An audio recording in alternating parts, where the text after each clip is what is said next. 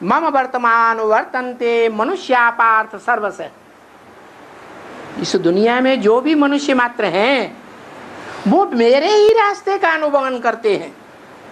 क्या ये आतंकवादी किसका अनुगमन कर रहे हैं? हैं कि गोली मारी और भाग खड़े हुए? किसके रास्ते पर चल रहे हैं? हैं? अरे भगवान भी इस दुनिया में जब आता है तो यही कर्म करता है। क्या क्या कर्म करता है? कोई भी ब्रह्मा कुमारियों से जाके पूछो तुम्हारे लिए इस दुनिया में सबसे बड़ा आतंकवादी कौन है, तो वो किसको बताएंगी? अरे हमारे लिए पहले भी ओसामा बिन लादेन था। कौन था? ओ शाम आ गई, क्या सूरज दिखाई नहीं पड़ता, छुप गया, बिना लाए दिए नहीं छोड़ूंगा, ऐसे कहता है। जो भी तुम्हारे पास धन है, जो भी तन है, जो भी मन की शक्ति है, वो सब लाओ मुझे दे दो, जैसे मैं चलाऊं वैसे चलो। सारी दुनिया को ऐसे सरेंडर होके चलना पड़ेगा। ये ओसामा बिन लादेन नाम पड़ा। नाम किस आधार पर पड़ता है? काम के आधार पर। वो बेहद का काम, वो बेहद का ओसामा बिन लादेन ही करता है। क्या? घड़ी घड़ी देवहन से मरता है, फिर कोई ना कोई ओसामा बिन लादेन जैसा पैदा हो जाता है। तो देखो दुनिया में जितने भी कर्म करते हैं मनुष्य, वो किसको फॉलो करते हैं? हैं? किसको फॉलो करते हैं? देवताओं को फॉलो करते या भगवान को फॉलो करते? हाँ, भगवान को फॉलो करते। इसलिए भगवान के गुण अलग हैं और देवताओं के गुण, देवताओं के गुण में कहेंगे सर्वगुण संपन्न, 16 कला संपूर्ण, संपूर्ण अहिंसक, मर्यादा पुरुषोत्तम। भगवान ये गुण धारण करता है। अगर वो सर्वगुण संपन्न बन जाए, देवता बन जाए, तो ये दुनिया में इतने अवगुणहीन भरे पड़े हैं, इनका खात्मा कौन करेगा? ये नरक की दुनिया खत्म होगी? नहीं होगी। तो देखो भगवान भी वही कर्म करता है जो दुनिया के चोर डकैत करते हैं। बड़े बड़े चोर डकैत, दक्षिण भारत का वीरप्पन, क्या नाम? वीरप्पन। अप्पन माने बापों का बाप, वीर माने वीरता में। कैसी वीरता की?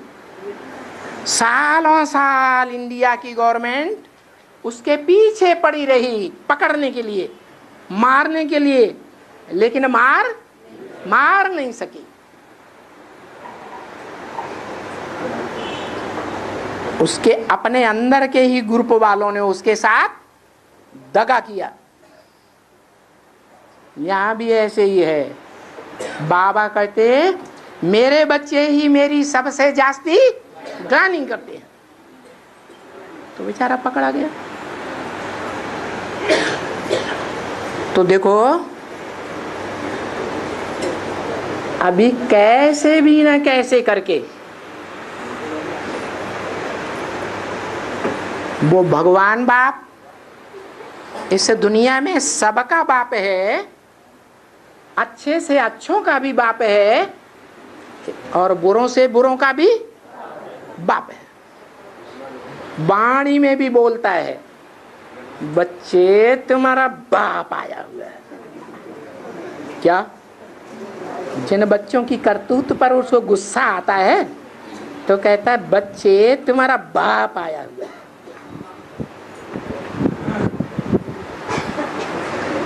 तो मतलब यह है कि उसमें देवताओं के ही गुण नहीं है, उसमें बड़े से बड़े इस दुनिया के जो पापी हैं, उनके भी अवगुण भरे पड़े हैं, क्योंकि वो देवताओं और असुरों सबका बाप है। तो बताओ, जो सबका बाप आया हुआ है तो राजधानी स्थापना करेगा या नहीं करेगा? कैसे भी करके। क्या बोला है? स्थापना तो हो ही जानी है, लेकिन बोला कैसे भी करके। माना कैसे भी करके क्या मतलब हुआ? सीधी उंगली से घी निकलता है या टेढ़ी उंगली करते हैं तब निकलता है? तो अगर नहीं निकलता है तो कैसे भी करके, टेढ़ी नजर करके, कर्मेंद्रियों से टेढ़ा काम करके, कैसे भी कैसे करके तुम बच्चों को पहले पहले घर वापस ले जाएगा और तुम बच्चों को ही पहले पहले नई दुनिया में भेजेगा। भेजेगा या नहीं भेजेगा? भेजेगा। लेकिन रेगुलर पंक्चुअल पढ़ाई पढ़ेंगे तब भेजेगा, या 7 दिन में, महीने में एक बार, 2 महीने में दिखाने के लिए एक बार आएंगे तो भेजेगा? है? हाँ जी। तो बताया कैसे भी करके तुम्हारी राजधानी तो स्थापन करेगा ही।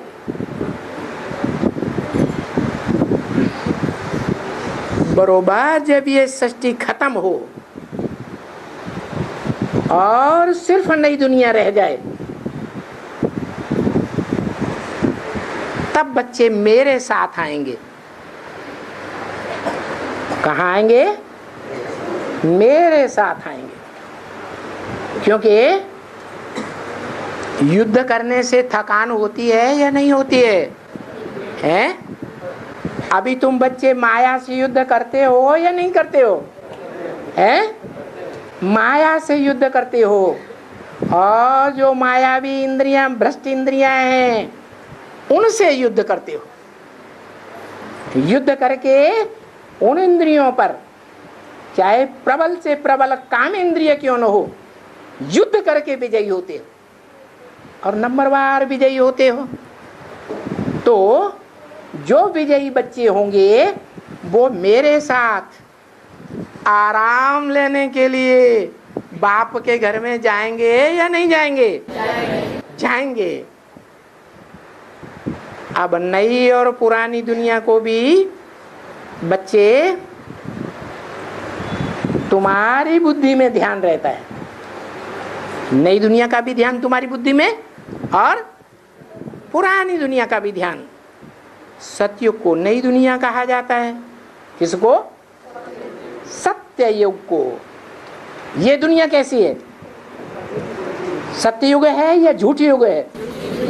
ये दुनिया तो झूठ युग है, झूठ खंड है। नई दुनिया को सतयुग कहा जाता है। और सो तो अभी 5000 वर्ष पूरे हुए, अभी भी पुरानी दुनिया है। अभी ऐसे मनुष्यों की बुद्धि में तो ये बात नहीं है क्या कि अभी ये पुरानी दुनिया है और कल नई दुनिया की स्थापना होने वाली है। जो बाप कहते हैं इस पुरानी दुनिया नरक के बीच तुम बच्चों को स्वर्ग का वर्षा देता हूं, जैसे इस ज्ञान यज्ञ के आदि में बच्चों ने अनुभव किया था। क्या? हिंदुस्तान पाकिस्तान की लड़ाई में हिंदुस्तान पाकिस्तान में रहने वाले लोगों के बीच खून की नदियां बह रही थी, और कराची में समंदर के किनारे तुम बच्चे उस बंगले में आराम से रहे पड़े थे। तुमको कोई प्रकार का दुख नहीं था, कोई प्रकार का मेंटल टेंशन भी नहीं था। क्या? जो वहां के मुसलमान थे वो भी तुम्हारी बड़ी कदर करते थे। तो जैसे आदि में छोटा रूप था, अभी अंत में बड़ा रूप होगा। कैसा बड़ा रूप होगा? नरक की दुनिया के बीच तुम बच्चे स्वर्ग का, सुख का अनुभव करेंगे। ये बात अभी ऐसे मनुष्यों की बुद्धि में नहीं है। मनुष्यों की बुद्धि में तो सतयुग लाखों वर्ष का है। क्या लिखा है शास्त्रों में? सतयुग लाखों वर्ष का। सतयुग की आयु बहुत बड़ी बताते हैं। तो त्रेता भी ऐसे ही होगा, द्वापर भी ऐसे ही होगा। कलयुग के लिए तो कहते हैं अभी 40,000 वर्ष हुए। कितना? नहीं, 40,000 वर्ष पड़े हैं कलयुग पूरा होने में।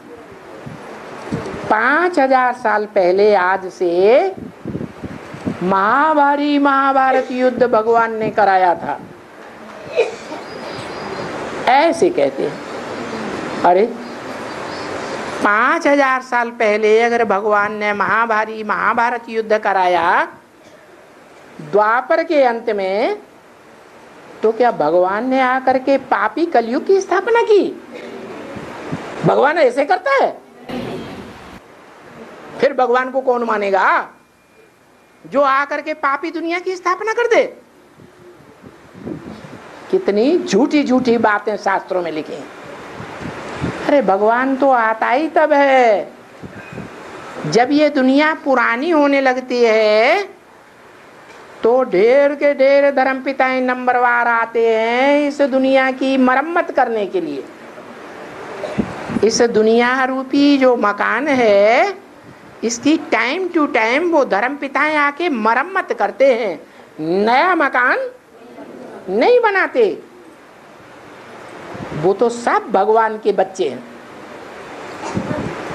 बच्चे नया मकान बनाते हैं या बाप बच्चों के लिए नया मकान बनाता है?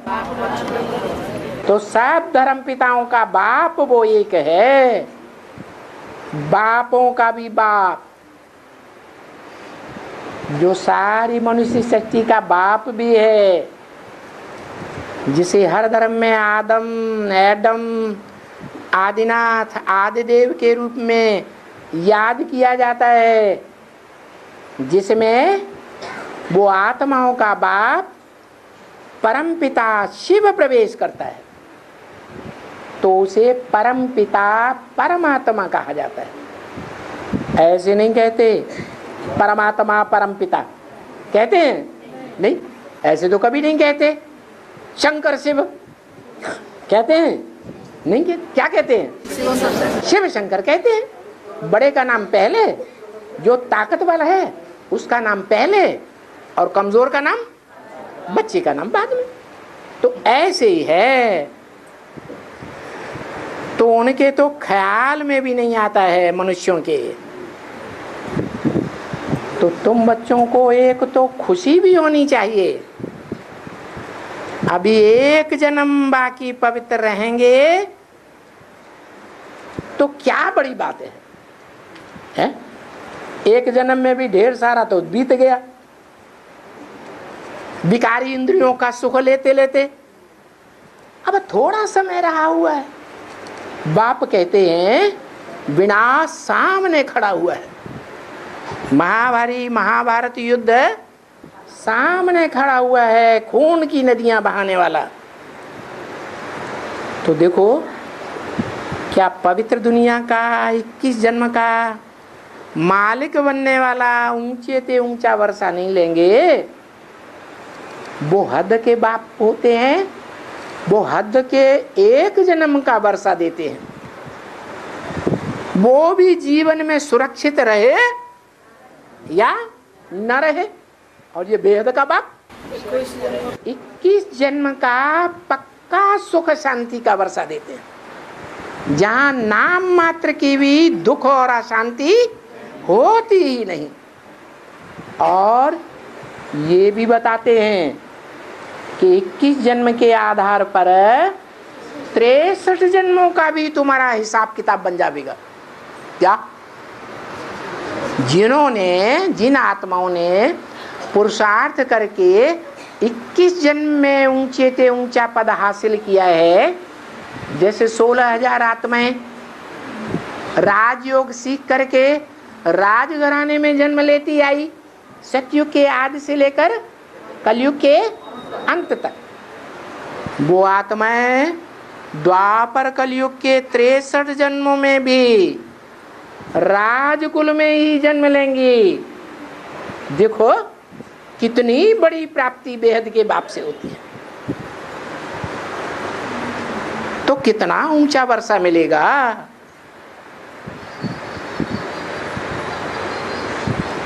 तो पक्का कर लेना चाहिए कि जाना तो जरूर है इस रावण के दुनिया से।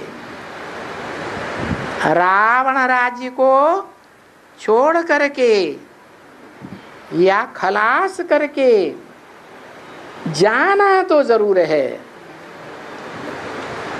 क्या बचेगा? तो कोई भी नहीं। जो जाएंगे बाप के साथ। क्या? जैसे बारात होती है, बारात में जो मुखिया कौन होता है? मुख्य ज्यादा किसका रिगार्ड होता है बारात में? वर-वधू का। तो जो मुखिया होते हैं बारात में, वो वर-वधू के साथ रहते हैं या पीछे पीछे रहते हैं? साथ में रहते हैं। तो जिनको साथ में जाना होगा वो सूर्यवंशी कुल के होंगे, परिवार के होंगे। जो साथ में जाएंगे वो फिर वापस इस नरक की दुनिया में नहीं आएंगे। क्या? नरक की दुनिया में नहीं आएंगे। बाकी और बहुत सी आत्माएं हैं जो परमधाम में बाप के घर में पड़ी रहेंगी, तब तक पड़ी रहेंगी जब तक इस दुनिया में 21 जन्म पूरे हो जाएं सुख की दुनिया के। फिर जब दुख की दुनिया द्वैतवादी द्वापर युग में शुरू होगी, जहां दो दो धर्म पिताएं, दो राज्य, दो भाषाएं, दो कुल, दो मतें होती जाएंगी, बा करके ऊपर से नीचे उतरेंगे। तो दुख की दुनिया में आएंगे या सुख की दुनिया में आएंगे? दुख की दुनिया में आएंगे। और तुम बच्चे इस दुख की दुनिया में वापस कहाँ जाएंगे? हैं? सुखधाम में वापस जाएंगे। जो इस विनाश के पहले मरते हैं, क्या जीते जी मरते हैं? काहे से? देवभान से मरते हैं, आत्माभिमान में जीते हैं। उनको नई दुनिया में ही जन्म मिलेगा।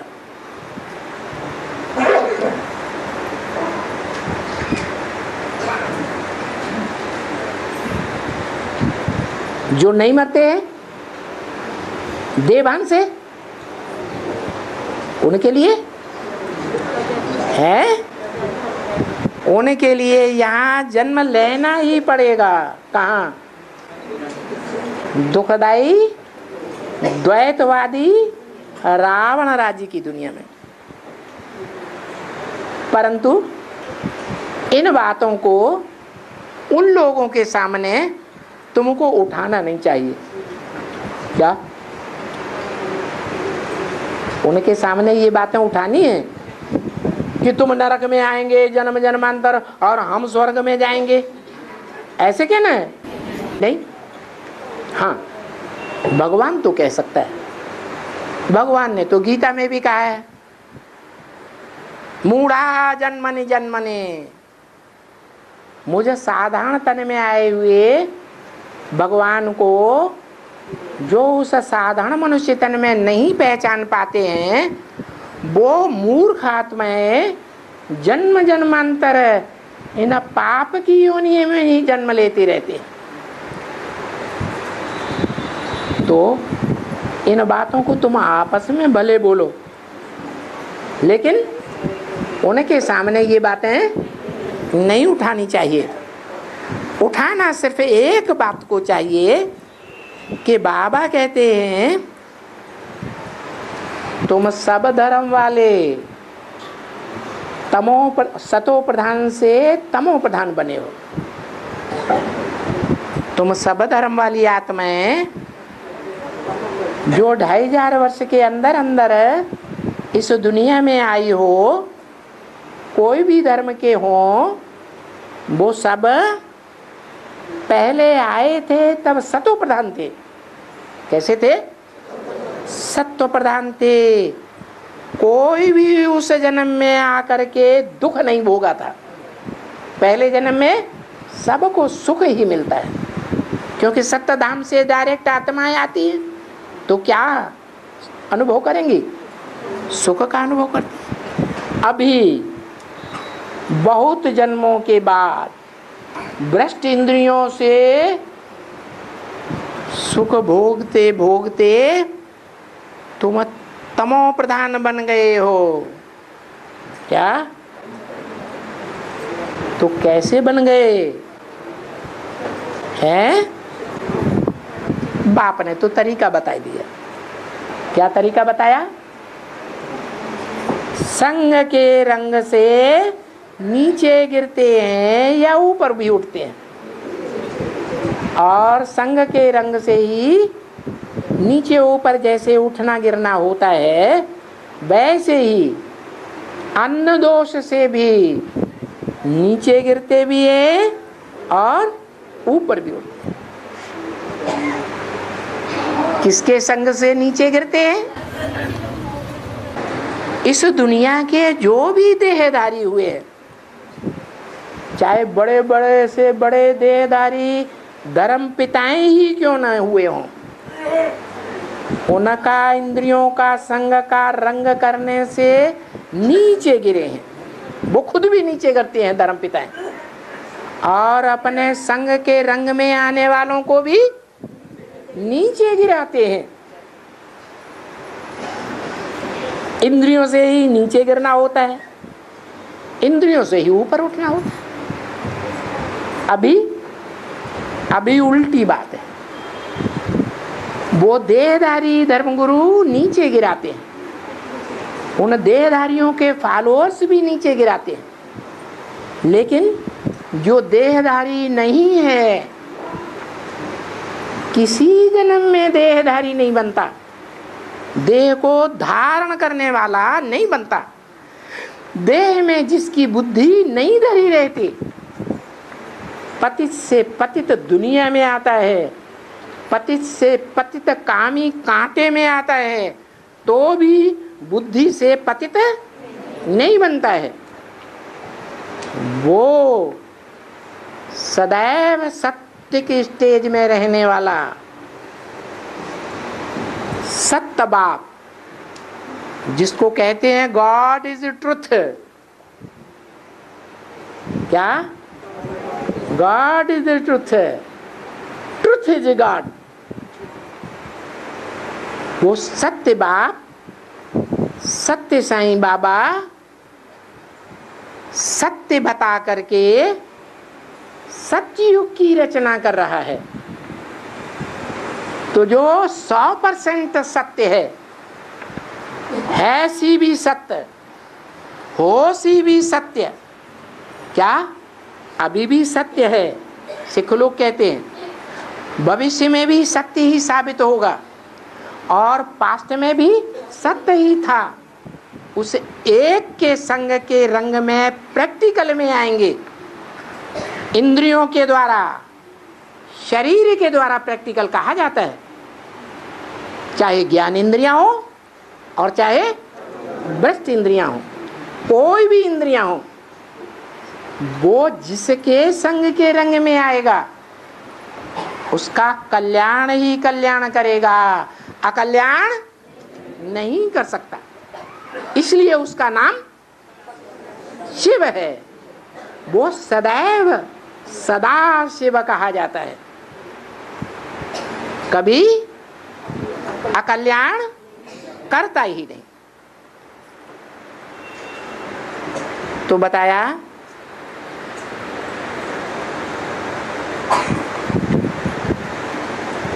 कि उस सत्य का संग करेंगे पहचान करके। क्या पहचान करके?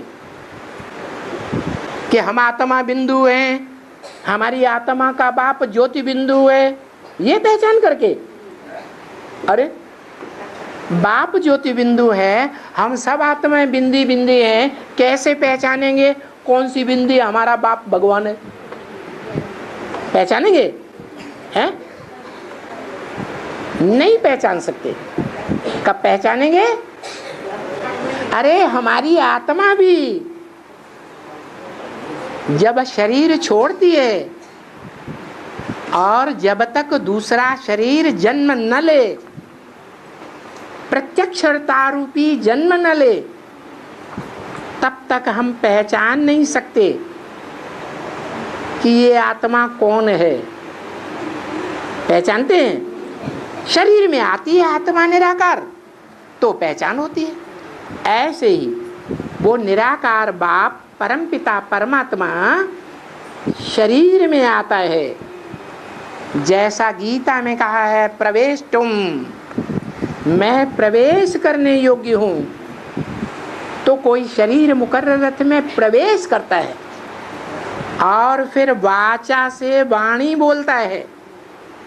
ऐसी वाणी बोलता है जो हर धर्म के मनुष्यों को आज नहीं तो कल समझ में आ जाती है कि यही वाणी सच्ची है, यही ज्ञान सच्चा है, यही ज्ञान गॉड इज ट्रुथ के द्वारा सुनाया हुआ है।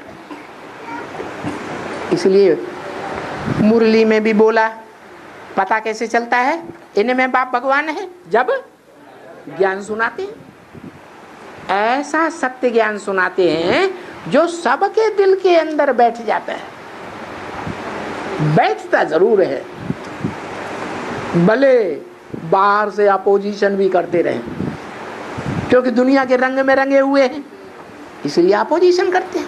लेकिन एक टाइम ऐसा जरूर आता है कि वो याद करते हैं कि यही बातें सत्य थी, हमने बड़ी भारी गलती की कि हमने मानने से इनकार कर दिया।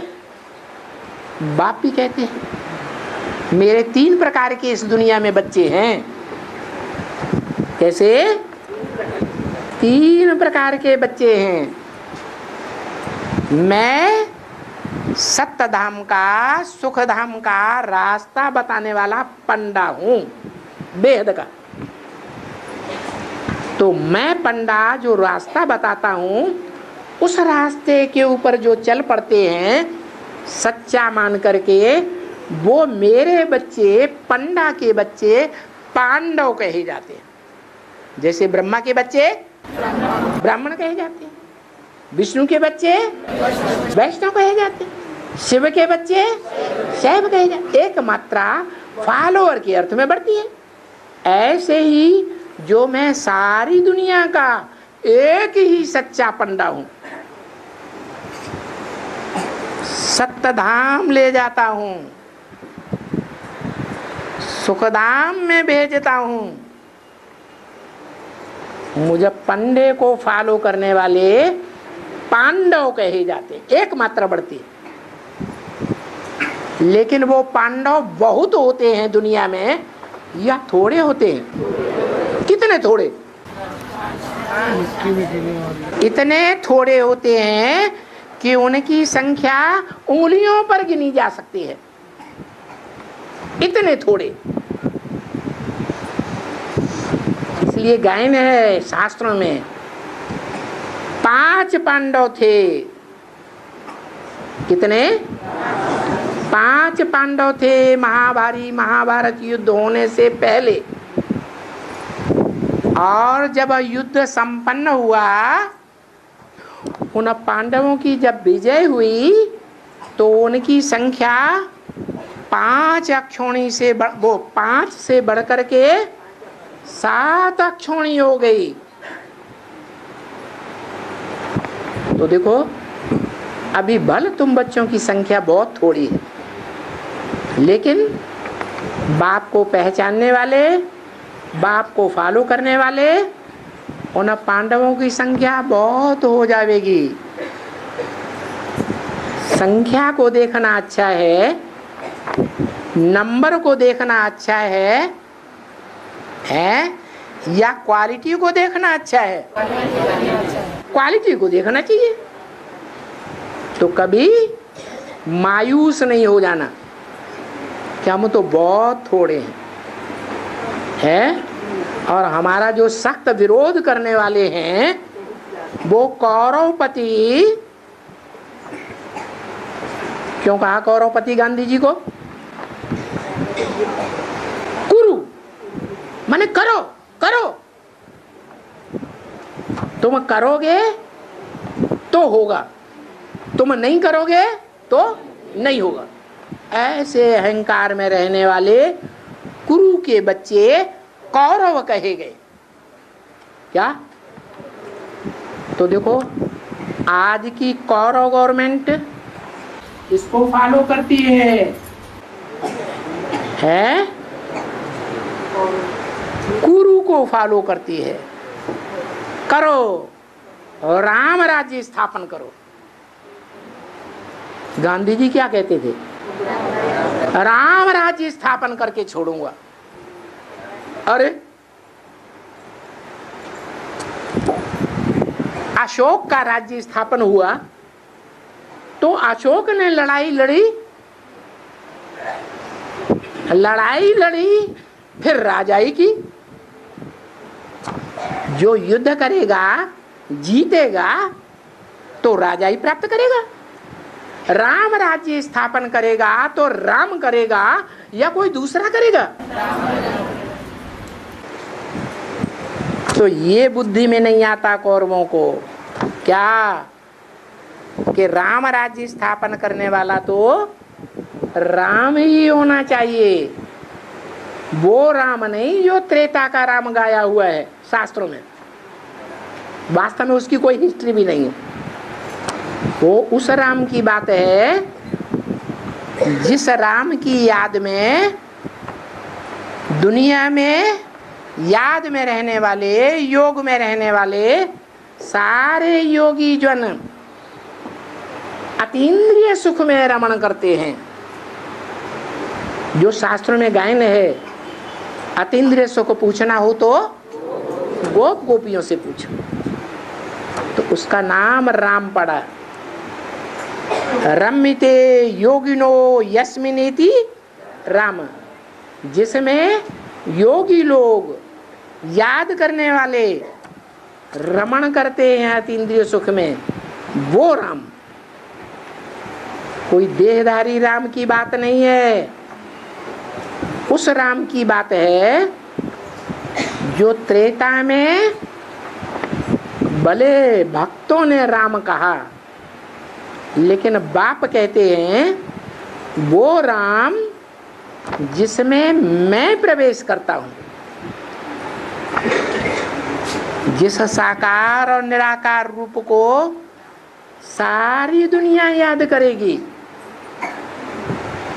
वो राम प्रैक्टिकल में तुम बच्चों का साथ लेकर के राम राज्य स्थापन करता है। जो कहते हैं हम राम राज्य लाएंगे, हम स्वर्ग लाएंगे, बड़े बड़े पोस्टर छपा देते हैं, पोस्टरों में चित्र छपा देते हैं, कुमारका दादी ऊपर शंकर जी, बीच में जानकी दादी विष्णु जी, उसके नीचे गुलजार दादी ब्रह्मा, त्रिमूर्ति हो गई। ये तीन मूर्ति रूपी शरीर के जो कपड़े हैं वो उनके द्वारा जो ऊपर शिव ज्योति बिंदु रख दिया पोस्टर में, वो राम राज्य स्थापन कराता है। किनके द्वारा? इन तीन मूर्तियों के द्वारा। अरे क्या जो ये अहंकार में रहता है कि ब्रह्मा बाबा तो चले गए जिसमें भगवान आता था, अब राम राज्य कौन स्थापन करेगा? है हम स्थापन करेंगे। है तो ये अहंकार हुआ या नहीं हुआ? है भगवान के सिवाय इस दुनिया में स्वर्ग कोई स्थापन ही नहीं कर सकता। तो भगवान बाप पंडा बन करके आता है, पंडा के बच्चे पांडव, और जो अहंकार में रहते हैं करने के कि करो करो करो, ये मकान बनाओ, ये महलवानियां बनाओ, ये करो करो करने वाले ये कुरु की औलाद कौरव हैं, जो अहंकार में आकर के तन बल धन बल जन बल का आसरा लेकर के लोगों को मात्र दुखी करते हैं। क्या रावण राज्य स्थापन करते हैं, राम राज्य स्थापन नहीं कर सकते। मिसाल मौजूद है इंडिया में, अंग्रेजों के राज्य में अच्छा राज्य चलता था, कायदे कानून अच्छे चलते थे, या अभी अच्छा राज्य चलता है?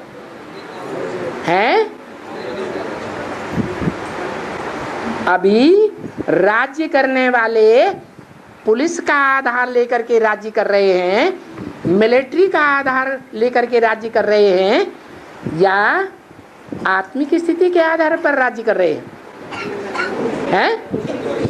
अरे आत्मिक स्थिति के आधार पर राज्य तो भगवान ने करना सिखाया था, उसका नाम ही है राजयोग। उसमें ये राज भरा हुआ है। क्या क्या राज भरा हुआ है? कि आत्मा समझ करके उस परम पिता परमात्मा को याद करो और इंद्रियों से कर्म करो। सन्यासी नहीं बनना है कर्म इंद्रियों से कर्म को छोड़ करके, सुख लेना है और सुख देना है। सुख लेने और देने का काम इंद्रियों के द्वारा होता है या बिना इंद्रियों के होता है? चाहे वो भ्रष्ट इंद्रियों हो और चाहे श्रेष्ठ इंद्रियों हो। सुख लेना है तो ऐसा कर्म करो जैसा यादगार मंदिर में रखा हुआ है शिवलिंग।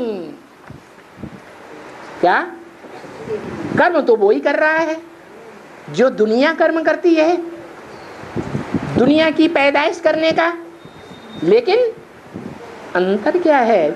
जो शिवलिंग पूजा जाता है और हमारी पूजा कोई नहीं करता है। मंदिर में भी शिव बीच में रखा हुआ है मुखिया के रूप में, बाकी देवताएं बाजू में रखे हुए हैं दीवार में। वो सब किसकी याद में बैठे हैं? एक ऊंचे ऊंचे शिव की याद में बैठे, जो शिवलिंग बीच में मुखिया के रूप में रखा हुआ है। वो निराकारी स्टेज का प्रतीक है, उसका नाम शिवलिंग है, शंकर लिंग नहीं। क्यों? क्योंकि शंकर की मूर्तियां मिलती हैं। क्या मूर्ति माने? मूर्तिमान साकार या निराकार?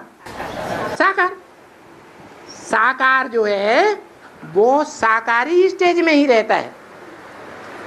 अगर उसमें 100% वो निराकार बाप प्रत्यक्ष नहीं हुआ है तो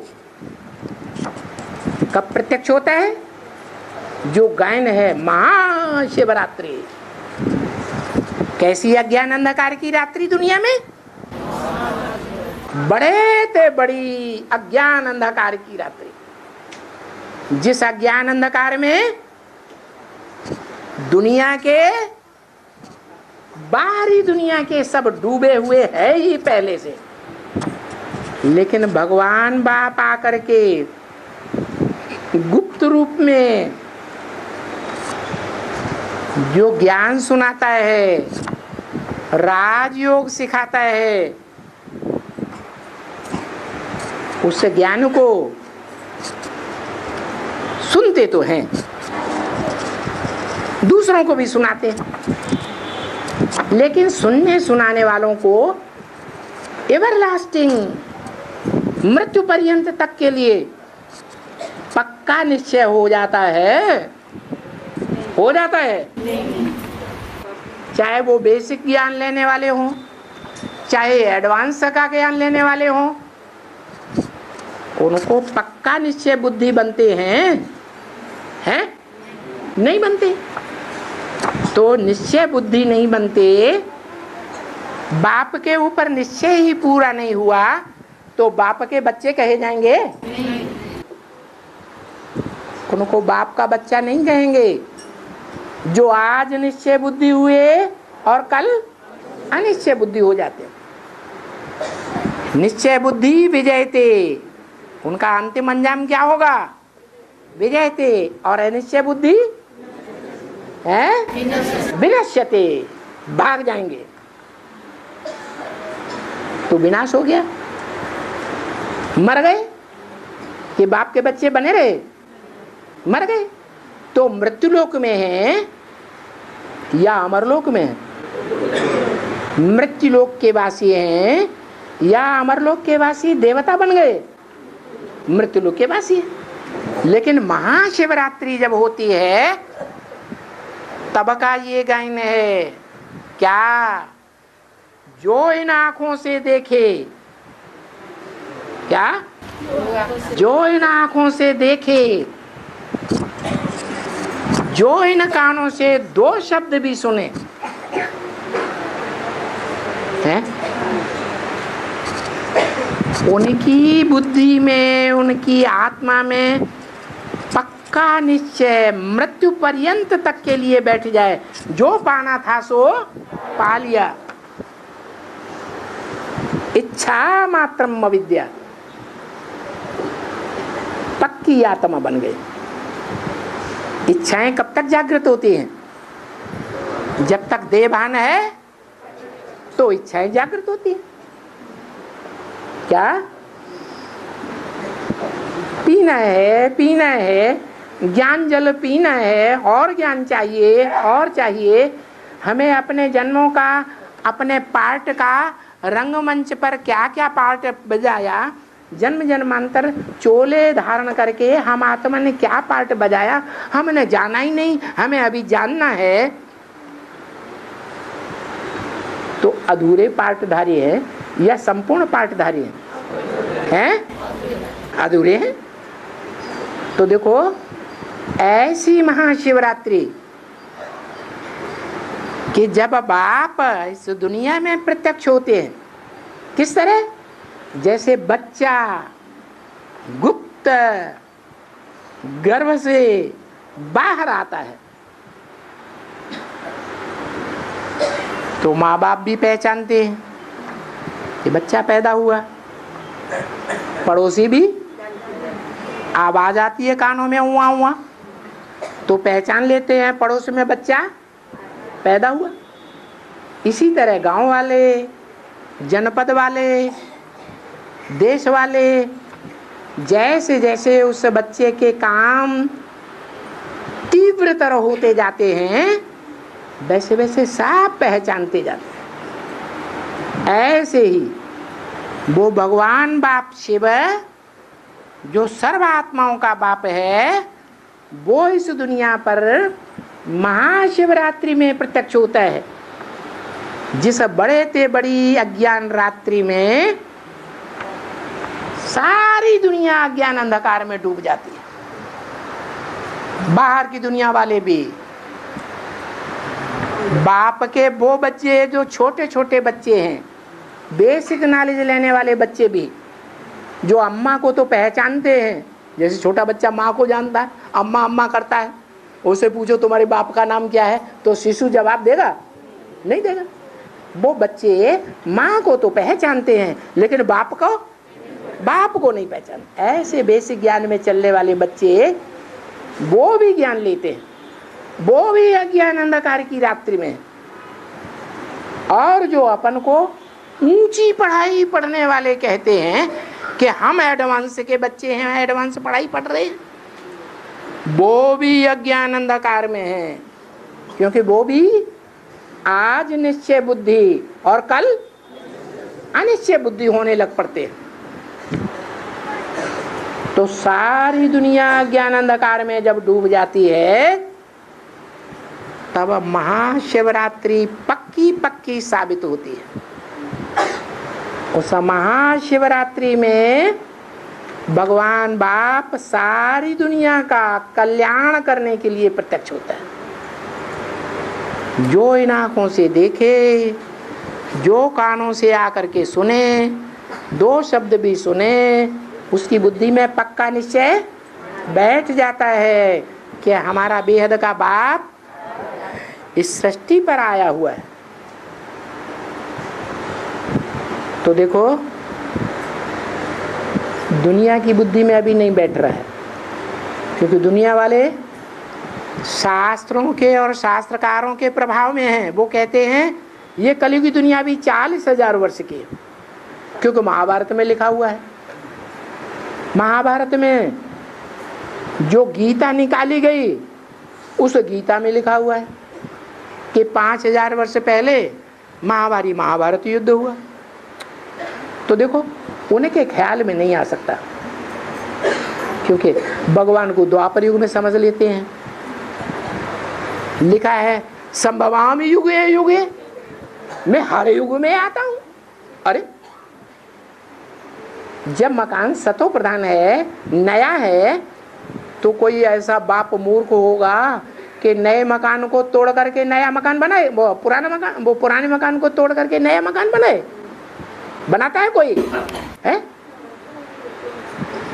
ये दुनिया के गुरु लोग देखो क्या सिखाते हैं कि भगवान बाप जो बेहद का बाप है वो सतयुग में आकर के नई दुनिया रचता है। कहते त्रेता में रचता है राम बन करके, द्वापर में कृष्ण बन के रचता है। ऐसे ऐसी झूठी झूठी बातें सुनाते हैं। नहीं, भगवान बाप तो जब ये दुनिया बिल्कुल पुरानी हो जाती है, ये षष्टि रूपी वृक्ष तमो प्रधान हो जाता है, इसमें सब धर्म की शाखाएं उत्पन्न हो जाती हैं और बूढ़ी हो जाती हैं, तमो प्रधान सब धर्म तामसी बन जाते हैं। तब भगवान आते हैं, इन सर्वधर्मान परित्यज्य, इन सब धर्मों को त्याग दो। तो धर्मों को त्यागेंगे तो उनके धर्म पिताओं को नहीं त्यागेंगे हैं? उनको भी मारेंगे गोली, उनकी बात हम नहीं मानेंगे।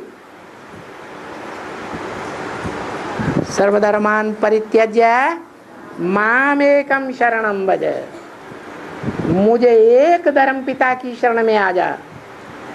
जो अव्वल से अव्वल नंबर धर्म अल्लाह अव्वल दीन गाया हुआ है उसकी स्थापना करता हूं। तो देखो अनेक धर्म क्या द्वापर के अंत में हुए, त्रेता में हुए, कलयुग में हुए? नहीं, अनेक धर्म कब होते हैं? कलयुग के अंत में अनेक धर्म होते हैं। और सब कलयुगी तमो प्रधान युग में आकर के अंत में तामसी बन जाते हैं, जर्जरीभूत बन जाते हैं, दुखदायी बन जाते हैं, धर्म के नाम पर अधर्म आडंबर स्थापन करने वाले बन जाते हैं। तब भगवान आते हैं, तो आकर के बताते हैं अब तुम सबको इस दुनिया से वापस जाना है। जो साथ में जाएंगे वो इस पुरानी दुनिया में वापस नहीं आएंगे।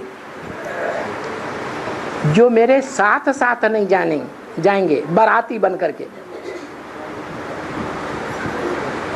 घराती बन करके, बहुत पीछे पीछे जाएंगे, बाद में जाएंगे, तो उनको इस नरक की दुनिया में ही आना पड़ेगा। जो इस विनाश होने से पहले मरते हैं, क्या दुनिया का विनाश होने से पहले ही मर जाते हैं शरीर छोड़ करके, उनको फिर यहाँ जन्म लेना पड़ता है। क्या? उनको फिर इसी पुरानी दुनिया में जन्म लेना पड़ता है। उस बात को उन लोगों को नहीं बताना चाहिए। एक बात बताओ कि तुम जब आए थे सत्यधाम से, सोल वर्ल्ड से, तो तुम सतो प्रधान थे। सतो प्रधान से अभी तमो प्रधान बने हो, सुख भोगते भोगते इंद्रियों से। अभी तमो प्रधान से सतो प्रधान बनना है। कैसे बनना है? अनेकों के संग के रंग से तमो प्रधान बने। अब एक आया हुआ है ऊंचे ते ऊंचे सच्चा बाप, जो कभी झूठ नहीं बोलता, कभी झूठ कर्म नहीं करता। जो भी कर्म करता है कर्म इंद्रियों से, सारे ही सत्य कर्म।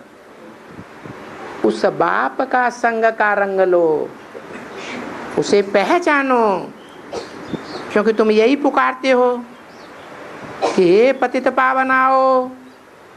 अंग्रेज लोग भी पुकारते हैं हे लिबरेटर आओ। अभी वो अर्थ बड़ा सहज है कि जो दुख है या जो रावण राज्य है, रावयते लोकान, लोगों को रुलाने वाला राज्य है, उससे हे भगवान आकर के लिबरेट करो, छुड़ाओ। अभी रावण तो इस दुनिया में कोई नहीं है जिसको 10 शीश हो। कोई ऐसा आदमी है? भारत में कहते हैं एक रावण था त्रेता में 10 सिर वाला। अरे उसके बाल बच्चे भी 10 सिर वाले होने चाहिए। अरे जो 4 सिर वाले होने चाहिए, होते हैं? नहीं होते। ये तो कवियों की भाषा है, अलंकारिक भाषा है, प्रतीकात्मक भाषा है। उस भाषा को या तो समझे कवि जिसने कविता की है, या समझे ज्ञान सूर्य रवि।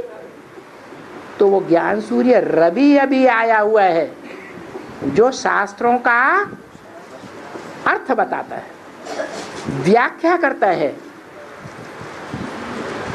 अभी रावण वास्तव में कोई नहीं है।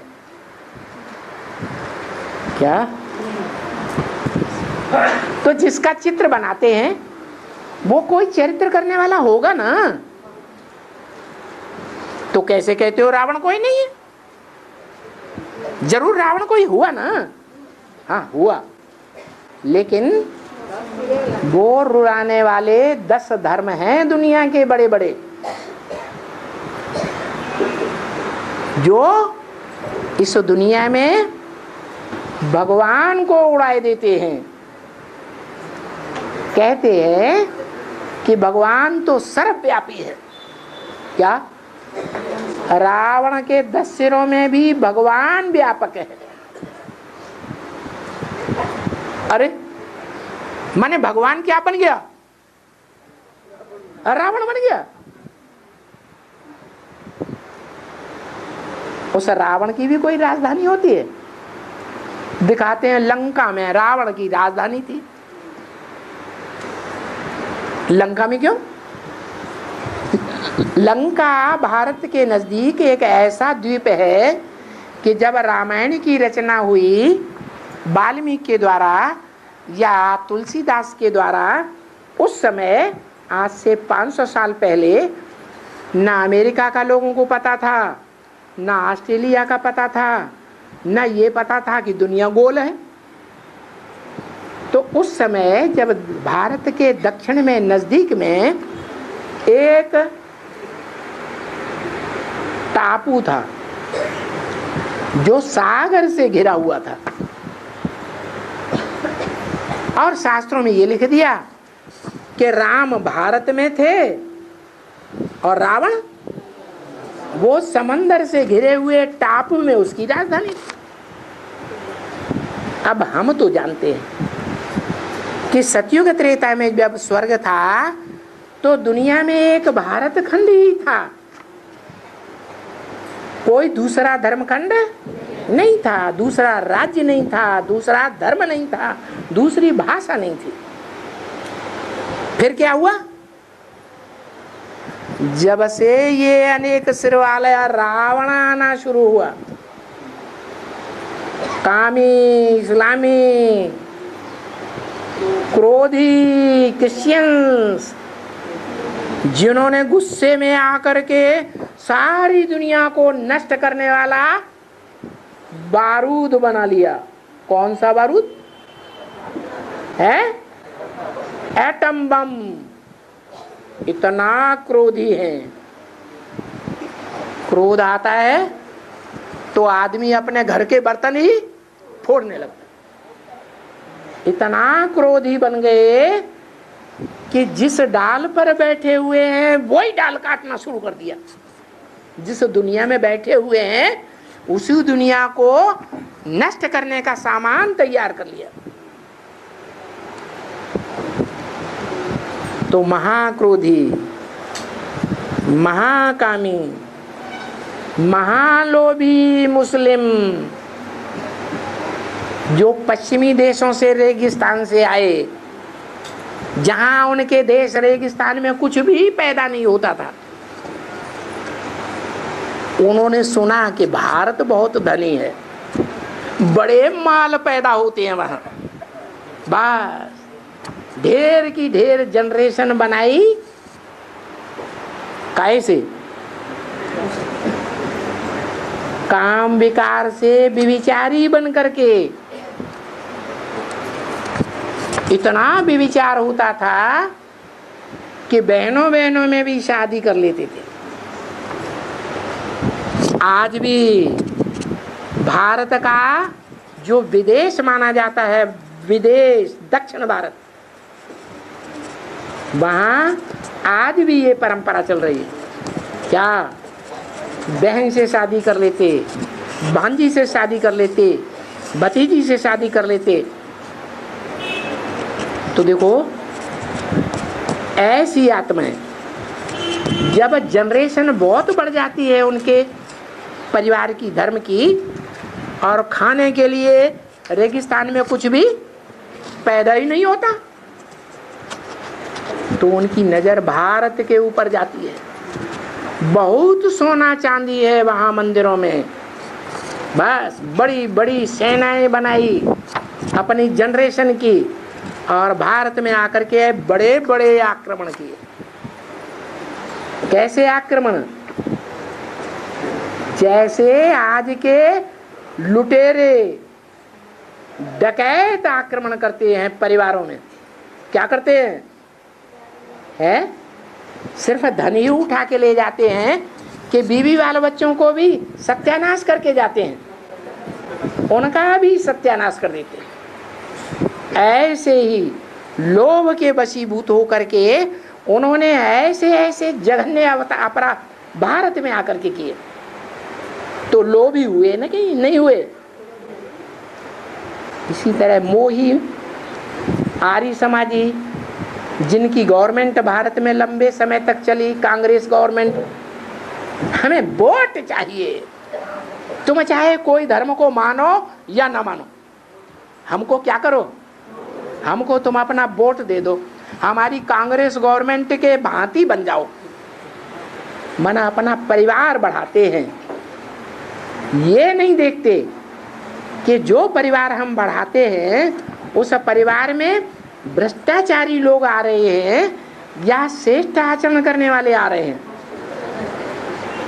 वो शिष्टाचारी नहीं होते हैं, वो जहां देखी तबाह बरात वहीं बिताई सारी रात। देखते हैं कि ये पार्टी बड़ी पावरफुल है, जीत जाएगी, इसको बहुत साहूकारों से पैसा ज्यादा मिल रहा है, बस उसी पार्टी में फट कन्वर्ट हो जाते हैं। अभी भी कन्वर्ट हो रहे हैं। तो देखो वो अपनी जनरेशन बढ़ाते हैं, क्वालिटी नहीं देखते। क्या करते हैं? अपनी पार्टी की संख्या बढ़ाते। वो मोह है उनका परिवार के प्रति, तो मोही हो गई। उन्हीं मोही भारतीय कांग्रेसियों कहो, आर्य समाजियों कहो, उन आर्य समाजियों में जिनमें ये मान्यता है कि भगवान तो निराकार है, हम कोई साकार देवता को नहीं मानते, तो आधे नास्तिक हुए या नहीं हुए? कि भगवान को निराकार तो मानते हैं लेकिन उसका साकार रूप नहीं मानते। अरे वो तो आत्मा भी निराकार है, लेकिन आत्मा को मानेंगे तब जब शरीर में होगी, तो वो आधे नास्तिक है। उनसे बनी है भारतीय कम्युनिस्ट पार्टी, और उन्हीं का ही एक बिगड़ा हुआ रूप जो रशिया में राज्य चल रहा है, वो पूरे ही नास्तिक बन गए। क्या? पूरे नास्तिक, न आत्मा को मानते, न परमात्मा को मानते, न धर्म को मानते, न स्वर्ग को मानते, न नरक को मानते, कुछ मानते ही नहीं। किसी बात पर उनको आस्था है ही नहीं। वो अपने ही अहंकार में डूबे हुए अपन को ही सब कुछ मानते हैं। हम चाहें तो इस दुनिया को 2 सेकंडों में नष्ट कर सकते हैं, हम ही भगवान हैं। ऐसे नास्तिक तो सारे मिला करके देखो, मुख्य मुख्य धर्म, उनकी धारणाएं टोटल कितने हुए? 10 सिर हुए। ऐसा कोई एक व्यक्ति नहीं होता है जो 10 सिर वाला हो। ये 10 सिर वाला रावण भगवान के स्थापन किए हुए राजाई को उखाड़ फेंक देते हैं और प्रजा के ऊपर प्रजा का राज्य चलाते हैं। आज सारी दुनिया में प्रजा के ऊपर प्रजा का राज्य है, क्योंकि सारी दुनिया में रावण राज्य है। एक नाम मात्र एक छोटा सा भारतीय देश है, भूटान। क्या? भूटान, जो उस एक राम की यादगार है। जैसे कृष्ण की आत्मा भगवान के आने पर त्रिमूर्ति में से ब्रह्मा का पार्ट बजाती है, वैसे ही राम की आत्मा त्रिमूर्ति में से शंकर का पार्ट बजाती है। उस राम शंकर के लिए ही शास्त्रों में कहा गया है, भ्रकुटी विलास षष्टिलय होई, सपने संकट पर है कि सोई। जिसकी भौं के टेढ़े करने मात्र से ही सारी दुनिया का विनाश हो जाता है, उसके ऊपर सपने में भी कोई दुख पड़ सकता है क्या? किसने बोला? लक्ष्मण ने बोला, सीता को बोला। क्या? जिस सीता को रावण अपने कब्जे में ले लेता है। क्यों कब्जे में ले लेता है? क्योंकि जो श्रीमत की लीका है, उस लीका का उसने उल्लंघन कर दिया। क्या है श्रीमत की लीका? वो श्रीमत की लीका खींचने वाला कौन था? लक्ष्मण, जिसने लक्ष्य को मार लिया, कैसे भी करके मार लिया। देहम वा पातयामि कार्यम वा साधयामि। ये देह ब्रह्मा की भल छूट गई तो भी उस पद को प्राप्त करके पुरुषार्थ खत्म हुआ। अभी भी वो आत्मा इस दुनिया में कार्यरत है या नहीं है?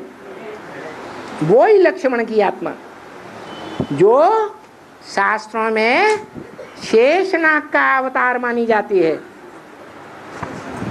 जो नाग वासुकी नाग कहा जाता है।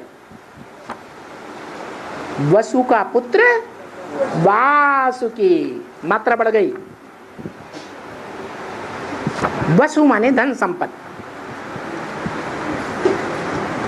दुनिया में सबसे बड़ी ते बड़ी अखूट धन संपत्ति कहाँ कहेंगे, किसके पास है? ऐसी धन संपत्ति जो कभी खूटती ही नहीं है। कौन है? धीरे से क्यों बोलते? शिव बाप, सुप्रीम सोल, वो एक ऐसी अखूट धन संपत्ति का भंडार है जिसके लिए गायन है क्या? पूर्णमिदं पूर्णमदः पूर्णात् पूर्णम यदुच्यते पूर्णस्य पूर्णमादाय पूर्णमेवावशिष्यते। वो ऐसी अखूट धन संपत्ति है ज्ञान की कि उस ज्ञान को पूरा कोई उठा ले तो भी वो पूर्ण ही बचता है, उसमें खूटने का सवाल है ही नहीं। वो है वसु। शास्त्रों में उसको कह दिया वसुदेव। कैसा देवता? वसुदेव। और उसके पुत्र का नाम वासुदेव। मात्रा बढ़ गई कि नहीं? उसको कृष्ण का रूप दे दिया। रूप देने वाले ये नहीं जानते हैं कि वो संगम युग का कृष्ण है 16 कला संपूर्ण या सतयुग का 16 कला संपूर्ण है। ये बेचारों को पता नहीं। अब तुम बच्चों को तो पता चल गया। जो कृष्ण का यादगार है भगवान के रूप में, भगवान का साकार स्वरूप, असली भगवान जो निराकार शिव है, उसके बाद जिसका नाम आता है उसको बाप ने बताया। Next to God is Krishna. क्या? गॉड माने भगवान के बाद अगर किसी का नाम है तो कृष्ण, लेकिन सतयुग का कृष्ण नहीं। कौन सा? Sangam Yugi Krishna. Next to God is Prajapita. Prajapita जो है वो गॉड के बाद दूसरा नंबर दुनिया में। Next to God is Narayan. God के बाद दूसरा नंबर किसका? नारायण। जो नर से नारायण बनता है। क्या? हाँ, वो सतयुग का पहले जन्म का नारायण नहीं। और next to God is Shankar. तो बताओ नेक्स्ट टू गॉड एक होगा या चार चार होंगे? एक ही होगा। समझने की बात है। वो एक ही आत्मा है जिसको शास्त्रों में अनेक नाम दे दिए, एक ही श्लोक में ढेर नाम दे दिए। अच्युतम केशवम राम नारायणम कृष्ण दामोदरम वासुदेवम हरिम गोपिका वल्लभम राम, जाने क्या क्या सारे नाम गिनाई दिए। ओम शांति।